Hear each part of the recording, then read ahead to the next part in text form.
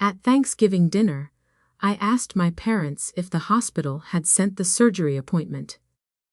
They calmly replied, "They did, but we used your surgery money for your brother's birthday. He only has one birthday a year." I put down my fork. "So, I guess you still don't know who really needs the surgery." Their faces went pale immediately. "So, who is it?" The room fell silent. It wasn't the silence you get when everyone's listening intently. It was the kind that happens when the air gets too thick to breathe. The kind that makes your chest tight and your fingers go numb. I could feel my heart pounding, but my voice stayed steady. Maybe too steady. The kind of calm that made everything feel so much more deliberate. I could see my father's face draining of color, his hands frozen over his plate, as he slowly set his fork down. Valerie, my stepmother, was holding her glass of wine halfway to her mouth, but she didn't move, didn't even blink. Cole, my younger brother, just stared at his plate like he hadn't heard me, as if pretending the words hadn't been said would somehow make them go away. I had learned years ago that Thanksgiving at our house was never about gratitude. It was about keeping up appearances. About pretending that everything was perfect, even when it wasn't. The table was always set the same way: turkey, mashed potatoes, stuffing, the same recipes I could probably make in my sleep by now. The smell of turkey was suffocating in a way, like it was trying to drown out all the things we never said aloud. And yet, every year, we gathered around that table, pretending that everything was fine. But this year, something shifted. Maybe it was the weight of everything that had been building up for years, the resentment, the unspoken tension. I had been the one to sacrifice everything for this family. I had paid for Cole's tuition, his car, his apartment, his lifestyle, whatever he wanted, he got. I had funded my parents' bills, always putting my own needs last. I had never asked for anything in return. I didn't want to, not really. But I never expected this. The laughter at the table had felt too loud, too forced, even as I joined in, smiling at all the right times. It wasn't that I wasn't grateful for the family I had. At least, that's what I told myself. But I couldn't ignore the truth anymore. They took everything I gave them without a second thought. They never asked how I was doing, what I needed. They just expected me to be there, to fix everything, to give and give until I was empty. And now, sitting there with the weight of their betrayal hanging in the air, I realized something. I had been their safety net for too long. It was time for me to stop catching them when they fell. Dad cleared his throat, trying to break the tension. But his voice cracked as he muttered something about how it was just a mistake. Just a misunderstanding. Valerie tried to laugh it off, waving her hand dismissively, as though this was all just some little bump in the road. I didn't even flinch. I just kept looking at them, waiting for one of them to say something that made sense, waiting for one of them to apologize, to explain why they thought it was okay to steal the money meant for Cole's treatment and spend it on a party. But none of them said anything. They couldn't. They knew there was nothing they could say to justify it. I've been paying for everything for years. I finally said, my voice cutting through the silence like a knife. I've sacrificed everything. For what? For this? I looked at my father, at Valerie, at Cole, all of them still sitting there, still pretending like nothing had changed. The anger inside me surged, but it wasn't just anger. It was something deeper, something I hadn't felt in a long time. Power. For the first time, I wasn't afraid to stand up to them. For the first time, I wasn't going to back down. I slowly pushed my chair back, standing up. "You don't get to do this anymore," I said, more to myself than to them. "I'm done."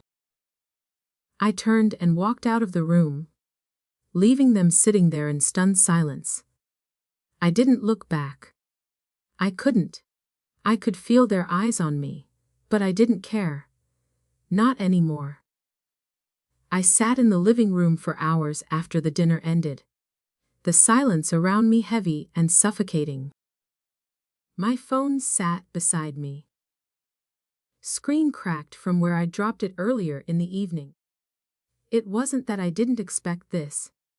It had always been like this, one thing after another. But to see them all sitting there, pretending like nothing had changed, it cut deeper than I had anticipated. The smell of turkey still lingered in the house, a sharp reminder of how everything had looked perfect. A happy family, gathered around the table, enjoying the warmth of the holiday. Only it wasn't real. It never had been. I could almost taste the falseness in the air, like stale perfume mixed with the scent of cooking. Every year, we went through the motions, same meal, same decorations, same forced smiles. And there I was, the one who kept everything afloat, always making sure the bills were paid, the lights stayed on. I had been the quiet one, the one who sacrificed everything, day in and day out. I didn't ask for anything in return. I just wanted my family to be okay, but it was never enough. I thought back to the years I had spent supporting them. It started with small things, paying a little here and there, helping with bills when they were behind. But it kept growing. By the time Cole was in college, I was covering his tuition. When he turned 21, I bought him a car, his dream car. I even helped with the down payment on his apartment in downtown Asheville. Every time I saw him struggling, I fixed it. Every time he needed something, I was there. And my parents, they let me. They never asked if I needed help. They never considered what it cost me, emotionally or financially.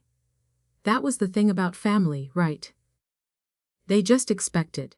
No one ever noticed the cracks. No one saw how it weighed me down. But now this was too much. The anger in my chest twisted as I thought about it. Cole's birthday party. They had used my money for that. The money meant to save his future. His medical future. It wasn't just the money that stung, though. It was the disregard, the complete lack of understanding. They had thrown that money away without a second thought. I couldn't stop replaying the images in my mind. Cole at the party, celebrating like there was nothing wrong. The fireworks, the music, and the influencers. They had all been there, living their perfect, shallow lives while I sat in the background, keeping everything together. It was my fault, I thought. I had enabled them. I had let them take everything from me, piece by piece, until there was nothing left. The worst part. I didn't even realize I had been drowning. I stood up slowly, pacing the room as I tried to make sense of it all. My thoughts were a jumble. Too many years of built-up frustration spilling out. I could feel the burn of hot tears at the back of my throat, but I wasn't going to cry. Not this time. Not for them. The truth had settled in, heavy and undeniable. They didn't care about me. They never had. They cared about what I could give them. It was always about money, always about what I could do for them. And I had had enough. I didn't know what to do first. Part of me wanted to pack up and leave. Just walk out of that house, and never look back. But then, there was that other part of me, the part that still felt the weight of everything I had done for them. The part that still felt like I had a duty to fix things, to make everything right again. But it wasn't my responsibility anymore. I couldn't keep fixing it. I couldn't keep being the one who bailed them out every time they needed me. Not when they couldn't even see what they were doing. Not when they couldn't even acknowledge how they had ruined everything. The hours stretched on, and the house grew colder. I sat down again, staring at the cracked screen of my phone, my fingers tracing the jagged edges of the glass. I opened my banking app one more time, praying the numbers would magically change. Maybe the zero would disappear. Maybe the money would reappear. But it didn't. It was gone. All of it. $178,000. Gone. I hadn't even noticed when it started. The first time I had written a check for Cole's tuition, I told myself it was a one-time thing. Then, I'd paid for his car, the apartment, the vacations. Every Christmas and birthday, I'd chipped away at my own future to make sure he had everything he wanted. I didn't mind, not at first. But now, I saw it for what it really was, my life, my dreams, my future, all handed over without a second thought. All taken without even a thank you. And now, they had done this. They had taken the money meant to save Cole's future. The surgery he needed. The treatment that would have given him a chance at a normal life, and they had spent it on a party. The audacity of it. It felt like everything inside me was unraveling. I had spent so many years being the responsible one, the one who held everything together. But for what? The party had been the final straw. It had stripped away any remnants of respect I might have had for them. They had crossed a line I couldn't unsee. I couldn't fix this. I couldn't be the one to clean up their mess anymore. For the first time, I understood what it meant to walk away. I didn't want to believe it. Not at first. I sat in the living room, my phone still in my hands, staring at the same screen. I checked a dozen times already. The numbers hadn't changed. There they were, $0 in the account, $178,000 gone, and nothing to show for it. It didn't make sense. How could they? How could they take something that was meant to save Cole's future and spend it on something as frivolous as his birthday party? I had always known my family was a little dysfunctional. We weren't the kind of family that sat down for deep, meaningful talks. There was no therapy session at the dinner table, no open conversations about feelings. We just existed, navigating around each other, trying to avoid the cracks. It was easier that way. Easier to pretend everything was fine. But this was different. The worst part was that I had tried to do everything right. I had quietly sacrificed so much for them. For Cole.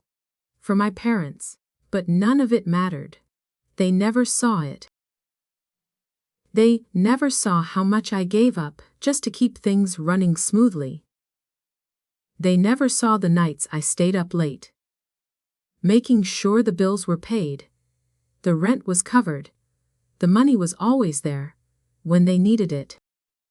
But now, after everything I had done, they had taken that money and used it to fund a party. A party. Not for a noble cause. Not for something meaningful. But for Cole's birthday. I couldn't help but think back to all the things I had let slide over the years. The excuses, the guilt trips, the late-night phone calls asking for more money. Every time, I said yes. Every time, I gave. But this was too much. I needed to know what had happened. I needed answers. But I knew I couldn't just confront them the way I usually did. I couldn't ask in that calm, controlled voice. Not anymore.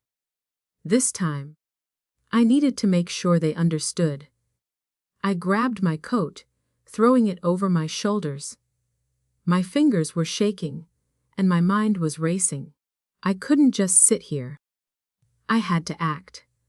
I didn't have a plan when I walked out the door, but I knew I needed to see them. I needed to ask them, face to face, how they could have done this. How they could have taken the money that was supposed to change Cole's life and spent it on a weekend of flashy celebrations.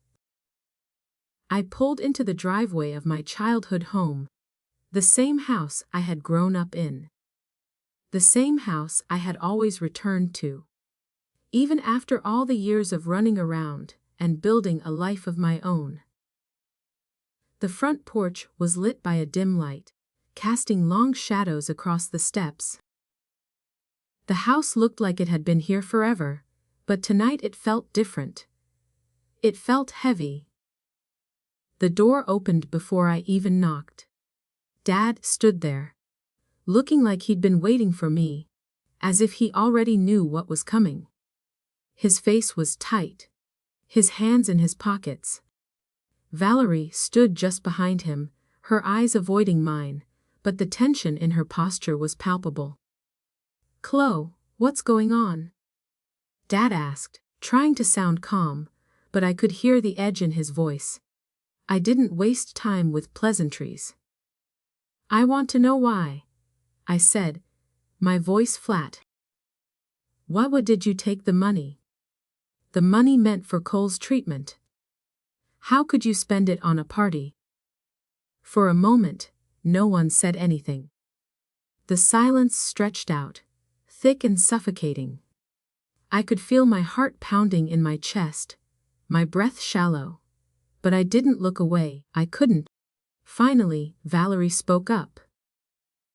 "It wasn't like that," she said, her voice defensive, but it lacked the conviction I had expected. "We needed it for the party. Cole's birthday is important to him, Chloe. He's been through a lot, and he deserves it." "Deserves it," I repeated, the words tasting bitter in my mouth. "He deserves it, but not his future. You used my money, the money meant to save his future, to fund a party." Dad stepped forward, trying to smooth things over. "Chloe, it was just one mistake," he said, his voice placating, as though that would make it all right. "It wasn't intentional, we didn't mean to hurt you." I couldn't breathe. My anger flared, hot and sharp. "You didn't mean to. You didn't mean to spend the money I saved for his treatment on a party. You didn't mean to take everything I've worked for and turn it into something pointless." I could feel the words coming faster now, each one sharper than the last. "I've been paying for everything. For years. I've given up everything for this family, and you took the one thing I did for Cole's future and wasted it. I'm done." Dad opened his mouth to speak, but I cut him off. "I'm done," I repeated, more forcefully this time. "I'm done being the one who fixes everything. I'm done being your safety net. If you can't see that, then there's nothing left to say." I turned and walked away, not waiting for them to stop me. Not waiting for them to apologize.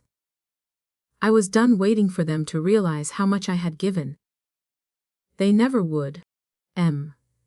As I walked back to my car, I could feel the weight of the decision settling in. For the first time in years, I wasn't looking back. I wasn't afraid of the consequences. The guilt that usually came flooding in after a confrontation like this didn't come. And that was the hardest part. Because, deep down, I knew I was right. This time, I wasn't going to fix things. This time, I was going to let them fall on their own. The next morning, I woke up to a text from Valerie. It was one of those casual, insistent messages that made my skin crawl too. We need to talk. No apology, no recognition of what had happened the night before, just a demand. The nerve. I wasn't surprised, though. That was how she operated. Always controlling, always assuming that I'd bend to whatever she wanted. I stared at the text for a long time before deleting it. I didn't need to hear it. I didn't need to hear any of their excuses. They knew what they'd done. And yet, there I was. Already feeling the old tug of guilt, the old habits creeping back in.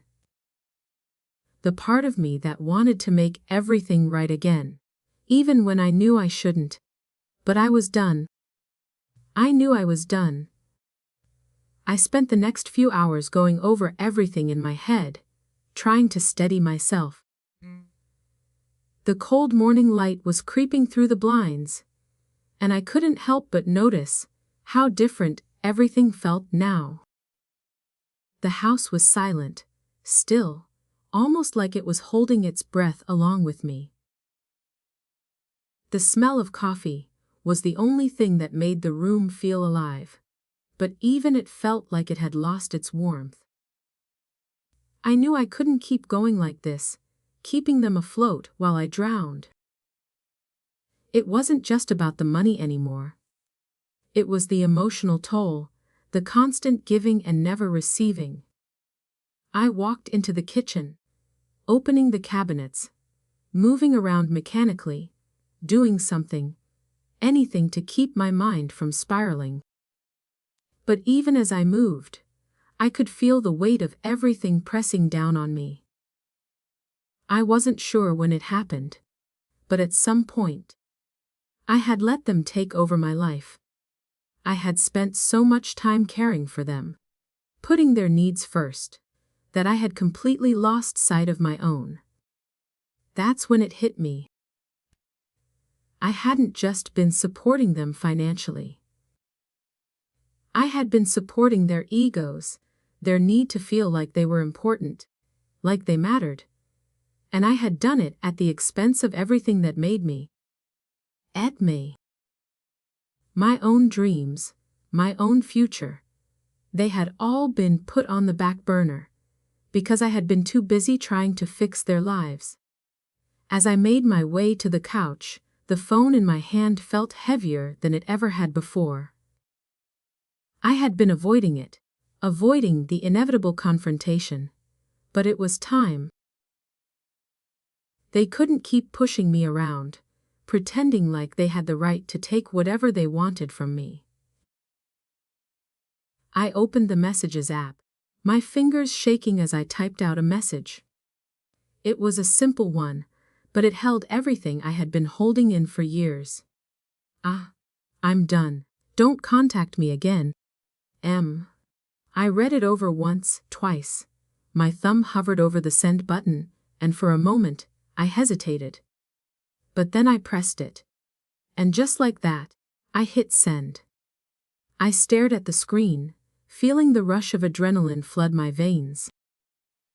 The guilt, the fear, the anger, everything was coming to the surface, and I felt like I couldn't breathe. But then, as soon as the message was sent, something in me shifted. I wasn't looking back. I wasn't going to beg for their approval anymore. I wasn't going to apologize for taking control of my own life. The silence that followed was deafening. The phone didn't buzz with replies, and I didn't expect it to. I knew what they would say. They'd try to guilt me, manipulate me, make me feel like I was the one in the wrong. But I wasn't going to listen. I had been living my whole life for them, for their comfort, their approval. Now, it was my turn. The sound of my phone buzzing interrupted the stillness, and I picked it up without thinking. It was a text from Dad. Chloe, please. This is not how we handle things. We're family. You can't just walk away from us. His words hit me like a punch to the gut. Family. The word echoed in my mind, but it didn't feel the same anymore. My family wasn't the safe place I thought it was. It wasn't the refuge I had imagined it to be. Instead, it was a place where manipulation and guilt ruled. I put the phone down, not bothering to reply. What was the point? They didn't understand. They never would. As I sat there, a strange calm washed over me. For the first time in a long time, I felt like I was breathing again. The weight of their expectations, their needs, their demands, it was all gone. For the first time in years, I wasn't carrying the burden of their lives on my shoulders. It was a strange, freeing feeling, but it also made me realize something. This wasn't just about cutting them off. It wasn't just about the money or the betrayal. It was about me. About finding myself again, about reclaiming who I was, outside of what they had made me into. I wasn't their ATM. I wasn't their caretaker anymore. I was Chloe, and it was time for me to live for myself. The phone buzzed again. Another message from Valerie. I didn't even look at it. Instead, I got up from the couch, took a deep breath, and walked out the door. I had a life to build. The next few days passed in a haze, each one blending into the next. My phone buzzed constantly, but I didn't answer any of the messages. It was the same thing over and over. Chloe, please talk to us. Or, don't do this, we're family, M. The words felt like they were suffocating me, dragging me back into the same cycle of guilt I had been living in for so long. But I wasn't going to fall for it. I couldn't. Instead, I focused on work. I buried myself in the familiar routine, the constant motion of emails and meetings. It was easier that way, to keep busy and ignore the chaos that swirled around me. But no matter how much I tried to block them out, the messages from my family still slipped through. They didn't understand, and I didn't know if they ever would. One night, as I sat at my kitchen table, going over some documents, my phone rang. I almost didn't look at it, but then I saw the name on the screen, Dad. I felt a twinge in my chest, but I pushed it away. I wasn't going to pick up. I had made my decision. But something about the vulnerability in the message he left on my voicemail made me hesitate. Chloe, I don't know what's happening with you, but I need you to understand that we did this for you, for the family. You've always been the one to fix things. Don't turn your back on us now. We need you, Chloe. Please, call me back. I sat there for a long time after the message ended, letting his words echo in the empty house. It was the same line he'd used 100 times before. We need you. It had always been that way. But now, something felt different. The guilt wasn't there. The old sense of responsibility didn't hit me the way it used to. Maybe it was because I was finally seeing them for who they really were. People who took without giving. People who used me. I didn't call back. Instead, I deleted the message and turned my phone off for the night. A few days later, I was back in the office when I got a call from Claire Donovan, the attorney I'd worked with in the past. I didn't expect to hear from her, but when she introduced herself, my stomach tightened. Kilo, I need you to come in. We need to talk about something important. I set my phone down, trying to ignore the sudden panic that flared in my chest. What now?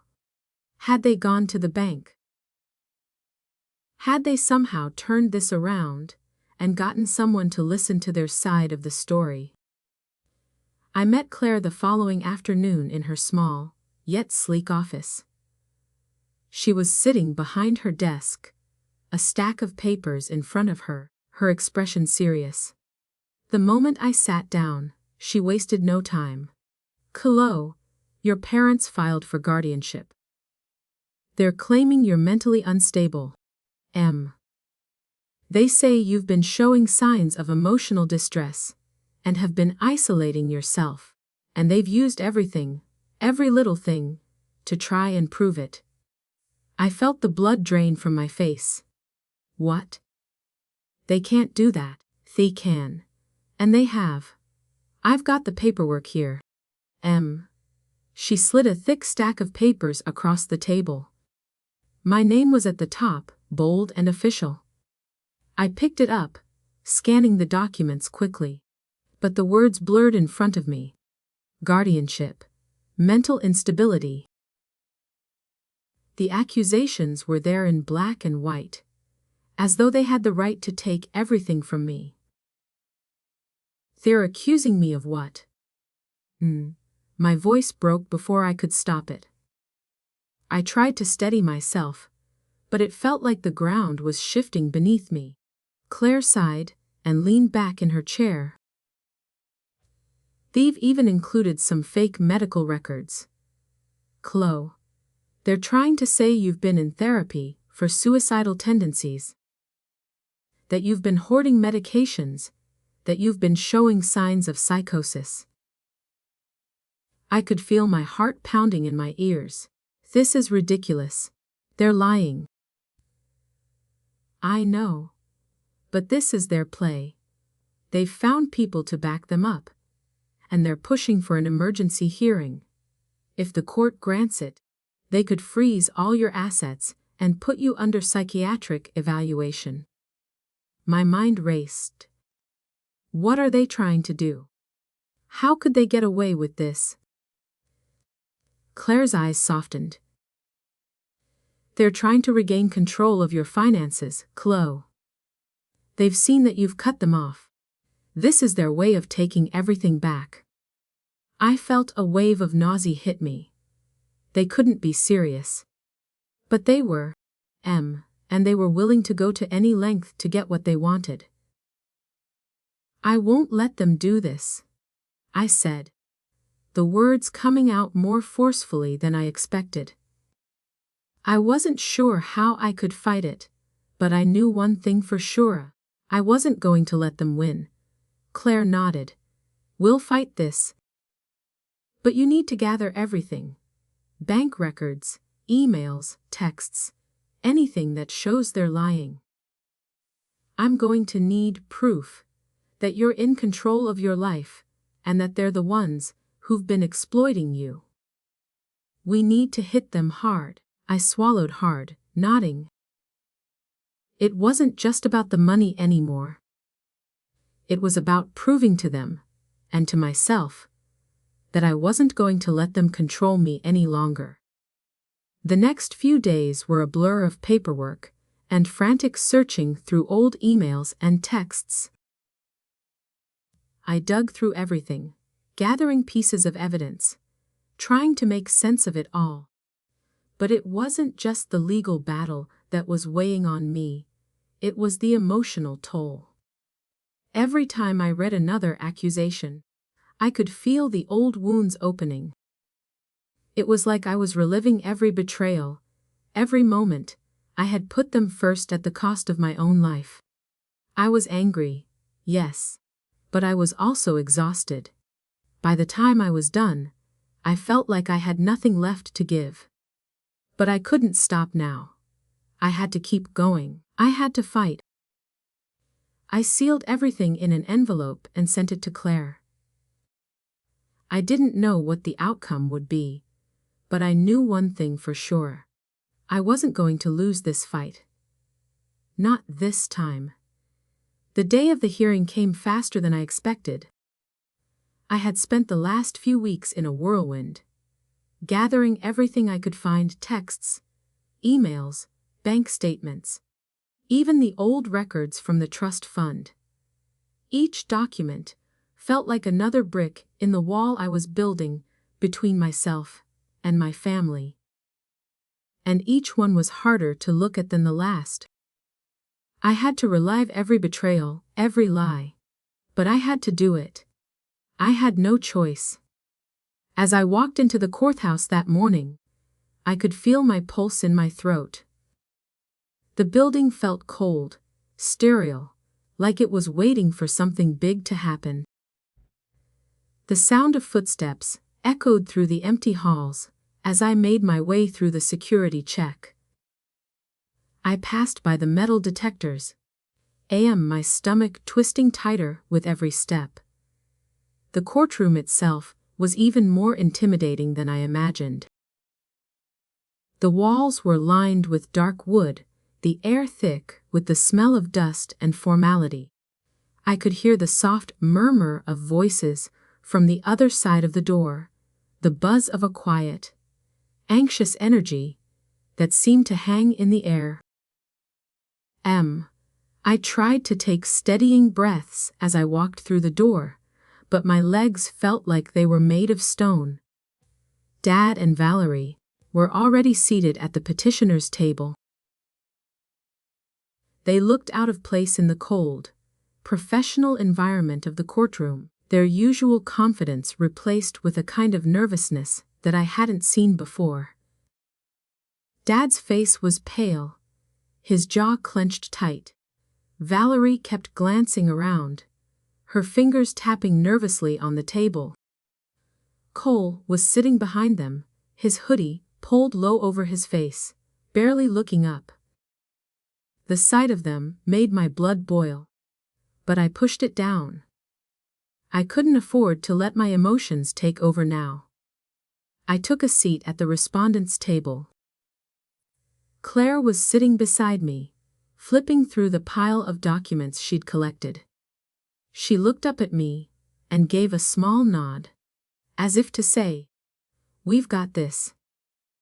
But even that didn't calm my nerves. The weight of what was about to happen hung over me, like a storm cloud. The bailiff called the court to order, and the room went silent. The judge entered, a woman in her 50s with sharp, intelligent eyes. She wore a black robe that seemed to swallow her whole, and when she sat down at the bench, everything about the room seemed to shift. Her gaze moved over all of us before she spoke. "Let's proceed," she said in a voice that didn't leave room for hesitation. Claire stood first, addressing the judge. "Your Honor, we are here today because my client, Chloe Ramsey, is being unfairly targeted by her family.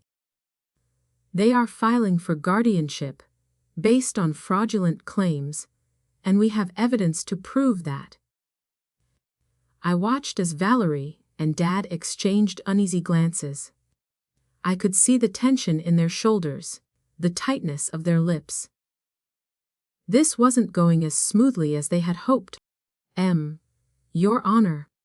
Valerie's attorney, Mr. Langford, stood next, adjusting his tie and trying to project an air of authority. "We are here because Chloe Ramsey is in crisis. Her recent actions have raised serious concerns about her mental stability, and we believe that this guardianship is necessary to protect her from herself." I couldn't stop the laugh that bubbled up in my throat. I clamped my lips shut, my hands clenched tightly in my lap, but it was all I could do not to stand up and yell at him. "You don't know anything about me. About what I've been through." Langford went on, his voice dripping with concern. "Chloe Ramsey has been isolating herself. She has removed herself from her family. She has withdrawn from social interactions and has exhibited signs of irrational hostility. We believe she poses a danger to herself, and that's why we're asking the court to appoint a guardian." I felt a wave of nausea hit me as his words washed over me. "And I've been isolating myself. I've been hostile." He made it sound like I was some kind of monster. And the worst part, it wasn't even a lie, but the truth, the real truth, was buried so deep under the web of their accusations that it felt like it was impossible to dig it out. Claire stood up and addressed the judge, her voice sharp and confident. "Your Honor, what we have here is a case of financial exploitation, pure and simple. Chloe Ramsay has been the sole financial support for her family for years. She has sacrificed her own future to care for them, and this guardianship petition is nothing more than an attempt to seize control of her life and her money." There was a murmur in the courtroom as Claire continued. "The trust in question, the one that her family is claiming she has mishandled, was created solely for Cole Ramsay's medical expenses. We have proof that the money was not used for his treatment, but instead was stolen to fund an extravagant birthday party. We have financial records, email correspondence, and even photos from the event, showing Cole enjoying a lavish celebration while his medical care was put in jeopardy." I watched as Valerie's face flushed red. Dad looked like he wanted to shrink into the floor. And Cole, he still hadn't said a word. He hadn't even looked up. Claire handed over the documents to the judge, who began flipping through them slowly, taking in the evidence one page at a time. The room fell into a tense silence. I could feel the weight of everyone's gaze on me, but I didn't look away. Not now, not after everything they had done. When the judge finally spoke, her voice was calm but stern. "This is serious. The evidence presented here raises grave concerns. I will review all the documentation before proceeding. But I want to be clear. If these accusations are found to be false, there will be consequences." The words hung in the air, heavy and final. I could feel the air in the room shift. And for the first time in days, I felt something like hope stir in my chest. The tide was turning. I wasn't going to lose this. Langford attempted to argue, but the judge silenced him with a raised hand. "We will proceed with the evidence. But let's be clear, this is not a game." It was at that moment that I knew. I wasn't alone in this fight. The judge was on my side. The truth was on my side. And I would not let them take anything from me again. The following week dragged by. I tried to focus on my work, but the gnawing weight of what was happening never fully left me. Every time I saw a message from Dad or Valerie, I felt my stomach tighten. They hadn't stopped trying to contact me. They wouldn't. They still couldn't understand that this was over, that I wasn't going to be their punching bag anymore. But they kept pushing, desperate to get back into my life, to find a way to pull me back into their orbit. One afternoon, just as I was about to leave the office, I saw an envelope waiting for me on my desk. The wax seal caught my attention immediately. It was from the court. My heart dropped into my stomach. I knew what it was. It was the petition for guardianship. The one they had filed to take control of my life, my finances, my future. I held the envelope in my hands, weighing it, not sure whether to open it or not. I knew it was bad news. I knew it would be a fight, but still. The finality of it hit me harder than I expected. They were going to try to take everything from me, including the last shred of control I had left. Taking a deep breath, I opened it. And there it was. The formal petition for guardianship. The words blurred in front of me as I skimmed through the document, but I didn't need to read all of it to know what was coming. They were accusing me of being unstable, of being a danger to myself. They had already lined up their witnesses, people who would testify that I was out of control, that I had been hoarding medications, that I had been displaying signs of mental illness. But what stood out the most was the last line. They were demanding that the court grant them immediate access to all of my accounts, that they be made joint guardians of my finances and my personal well-being. If I didn't comply, they would push for an emergency hearing. The court could order an evaluation, freeze my assets, and put me under their control. I stared at the papers for what felt like an eternity. The anger that had been simmering inside me started to rise again, but there was something else now. Fear.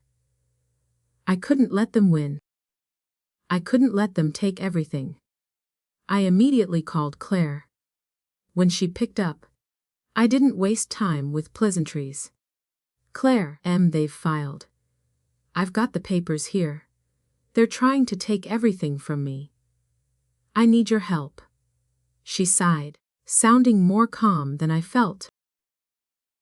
I already knew they would. We've been preparing for this. We just need to hit them with everything we've got. Gather any evidence you have. Everything from your bank statements to any communication with them. The more we have, the stronger our case will be. I ran my hand through my hair, pacing the office. I can't believe they're doing this. They're lying. They're trying to manipulate the court into believing I'm unstable. I know. And they're hoping you'll cave. But they've underestimated you, Chloe. You've been the one keeping everything together for so long. Now, it's time to fight back. Her words were like a lifeline, something I clung to as I tried to steady my breathing. I'm ready. I'm not backing down. That night, I sat in front of my computer, the documents spread out before me like a battlefield. Every text, every email, every record of the last few months, all the signs of what my family had done, every scrap of evidence was a weapon. I gathered it all, my hands shaking as I typed out a timeline of everything that had happened. I was determined to show the court who was really the one in control here. The next few days were a blur of legal jargon, phone calls with Claire, and constant preparation for the upcoming battle. My mind was racing, but I couldn't afford to lose focus. The fight wasn't just about protecting my finances anymore, It was about protecting myself, about taking back control of my life. And then, the day of the hearing came. I had never been to court for something like this. I had never imagined that I'd be standing in front of a judge, trying to defend my own existence. But here I was, in a dark, cold courtroom, sitting at the defendant's table with Claire beside me. The air was thick with tension. I could feel the weight of my family's accusations hanging over me. They were seated on the opposite side, looking more polished and composed than I felt. Dad was sitting straight, his jaw clenched. Valerie had her arms crossed tightly in front of her, staring at me like she was daring me to speak. Cole sat beside them, slouching in his chair, staring at his phone. I couldn't help but feel a surge of resentment as I looked at them. They didn't even care that they had betrayed me. They were just trying to get what they wanted, no matter the cost. When the judge entered, everything fell silent. She was a woman in her 50s, sharp-eyed and no-nonsense. She glanced down at the papers, her expression unreadable, before turning her gaze on us. "Let's proceed," she said, her voice firm. Claire rose first, addressing the court with calm authority. "Your Honor, we are here today to dismiss the petition for guardianship filed by the petitioners, Gregory and Valerie Ramsay. They have submitted false evidence and manipulated the facts in an attempt to seize control of my client's finances and personal affairs. We have documentation to prove that the claims made against Miss Ramsay are completely unfounded." I could hear the tremor in Claire's voice, but she didn't let it show. She laid out the evidence, one piece at a time, painting a picture of manipulation, deceit, and exploitation. Every accusation they had made was met with a rebuttal, every piece of false testimony dismantled methodically. But it wasn't until Claire called Dr. Nolan Beckett to testify that things truly began to shift. He walked into the courtroom, his expression calm but serious. He took the oath and stood before the judge, his gaze flicking briefly to me before he began. "I am Dr. Nolan Beckett, a rheumatologist. I have been treating Cole Ramsay for rheumatoid arthritis. Approximately 11 months ago, I diagnosed him with aggressive rheumatoid arthritis. If he had received the necessary treatment, including biologic therapy, he would have had a strong chance of preventing permanent joint damage." I felt a pang in my chest as he continued, detailing the treatment plan that had been destroyed by my family's decisions. They had used the trust meant to save Cole's future to throw a party.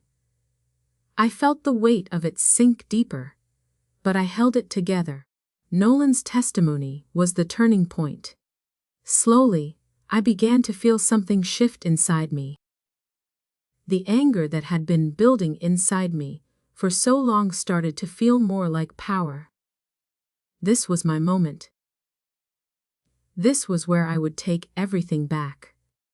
The courtroom was silent as the judge took in the evidence, her eyes flicking back and forth between us. I could feel my heart pounding, but I wasn't afraid anymore. This fight wasn't just for me. It was for Cole, for everything my family had stolen from us. After what felt like an eternity, the judge finally spoke. "I have reviewed the evidence thoroughly. I find no credible basis for the petitioner's claims. This petition is dismissed with prejudice." The room erupted. The courtroom was silent for a moment after the judge's ruling. It felt like time had stopped, like the world outside had ceased to exist.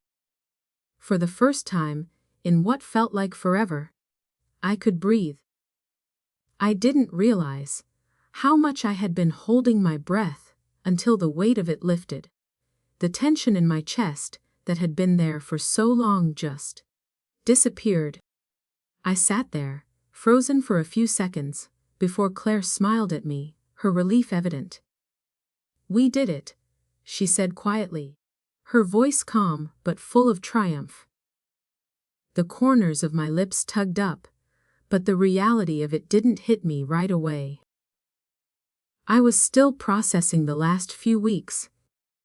The terror of what my family had tried to do, the fear that they could win, and the weight of the lies they had fed to everyone. But now they had lost. They had failed.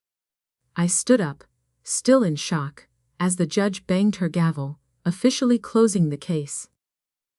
"Case dismissed," she said, her voice steady but final. The room was filled with the sound of movement, people standing, gathering their things. But it all felt distant, like I was hearing it from far away. My eyes drifted to my parents, who were sitting across the room, their faces drained of color, their eyes wide in disbelief. Valerie was blinking rapidly, her mouth open, but no words came out. Dad just stared at the table, his face turning redder by the second. And Cole, well, he sat there, his phone still in his hands, completely unaffected by the gravity of the situation. He didn't understand. None of them did. As I walked past them, I couldn't help but feel a flicker of satisfaction. They had underestimated me. They had thought they could break me, but here I was, standing tall, with my life back in my hands. I walked out of the courtroom, and into the hallway, where Claire followed me, her heels clicking on the marble floor. She patted me on the back as we made our way out of the building. "You're free now, Chloe. You can finally live your life." The cold air hit me as we stepped outside, and I took a deep breath, filling my lungs with it. For the first time in a long time, I felt alive.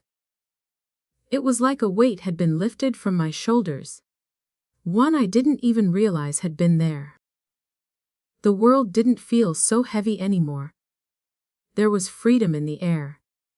I got into my car, my hands still shaking from the adrenaline, and I drove. I drove for hours, not really knowing where I was going, just needing to feel like I was moving, like I was leaving everything behind. The mountains stretched out in front of me, their peaks bathed in the soft glow of the setting sun. I had spent so many years living in their shadow, but now, I was heading towards something new. Something I had never allowed myself to see before. When I reached the edge of town, I pulled over and sat in my car for a moment, looking back at the fading skyline of Asheville. I thought about everything I had left behind, the family, the years of sacrifices, and the lies, and I realized that I didn't need to carry it with me anymore. The weight of their expectations, their manipulations, their guilt trips, it was all gone. I pulled my phone out of my bag, scrolling through the messages I'd ignored over the last few weeks. There were dozens of them from my parents, from Cole, even from some of the people I'd called friends. But I didn't need to read them. I didn't need to respond to any of it. They were still trying to pull me back in, still trying to convince me that they were the ones who mattered. But they didn't. Not anymore. I opened the contacts, finding their numbers, and with one swift motion, I hit delete. I wouldn't be going back. Not to them. Not to the past. As I looked up at the mountains once more, I felt something I hadn't in years. Peace. I was free. Free to be who I wanted to be. Free to make the choices that were mine to make. No more living for them. No more living in their shadow. I started the car, the engine humming to life, and I pulled back onto the road. It was time for something new. It was time for me to live for myself. And I wasn't looking back. The following months passed in a blur. I sold the house in Asheville, the house that had been my home, that had once been full of family dinners and laughter, was now just another place I was leaving behind. I didn't want to stay there anymore. There were too many memories, too many reminders of everything I had given up. It sold quickly, too quickly. Like the universe was pushing me out, urging me to move on. I paid off the last of my student loans, cleaned out every last joint account, and bought a one-way ticket to Charlotte. It wasn't far, just 2 hours down the interstate, but it felt like a world away. I found a new job, a new apartment. And for the first time in my life, I felt like I was starting over, really starting over. I even changed my name at work, going by my middle name, Marie. It was a small change, but it felt huge. It was like I was shedding the last remnants of the person I had been. I wasn't Chloe, the fixer, the one who took care of everyone else. I was Marie, the woman who finally chose herself. There were no more phone calls, no more guilt trips, no more lies. My parents lost everything. The house went into foreclosure. They were forced to leave, the life they had built crumbling around them. It didn't feel like justice. It didn't feel like revenge. It just felt like the end of a chapter. And with it, the beginning of something new. I never heard from Cole again. I had heard rumors about his life after everything collapsed. He was still living in his bubble, still chasing the life he wanted, but the reality of his condition had begun to catch up with him. The arthritis had worsened, and he was no longer the carefree, loving person he had been. His life, too, was unraveling. But that wasn't my problem anymore. I took a deep breath, sitting in my new apartment, looking out the window at the city skyline. The streets below were busy, full of life, but up here, it was quiet, peaceful. The mountains that I had grown up with were just a distant memory now, a shadow in the rearview mirror. I didn't need them anymore. I didn't need any of it. I had finally chosen myself. And for the first time, I slept soundly, knowing that I had taken back my life.